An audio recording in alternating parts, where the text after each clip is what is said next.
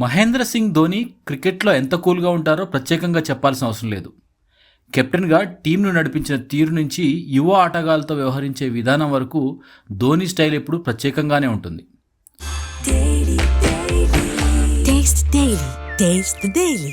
అయితే ధోని వ్యక్తిగత స్వభావానికి సంబంధించి ఓ ఆసక్తికరమైన విషయాన్ని మాజీ టీమిండియా క్రికెటర్ అజింక్య రహానే వెల్లడించారు.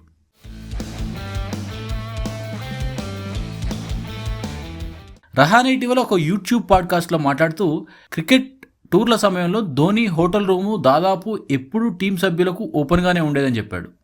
టీంలోని ఆటగాళ్లు ఆయన గదిలోకి వెళ్ళి సరదాగా మాట్లాడుకునేవారని, కొన్నిసార్లు 10 నుంచి 15 మంది వరకు కూడా, మరికొన్ని సందర్భాల్లో మొత్తం టీం అంతా ధోని రూమ్లో ఉండేదని రహానే గుర్తు చేసుకున్నాడు.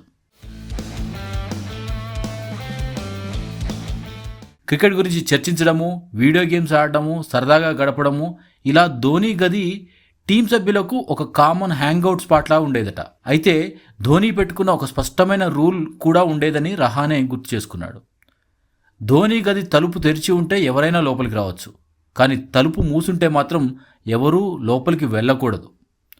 తన గది తలుపు మూసి ఉందంటే అది ధోనికి వ్యక్తిగత సమయం అని టీమిండియా సభ్యులందరికీ తెలుసని రహానే వివరించాడు.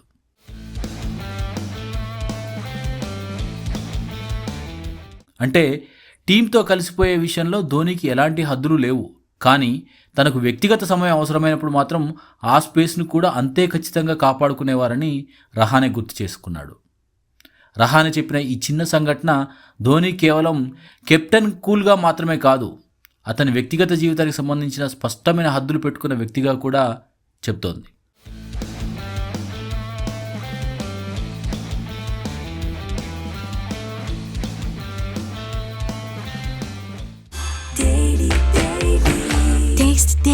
Taste the Daily.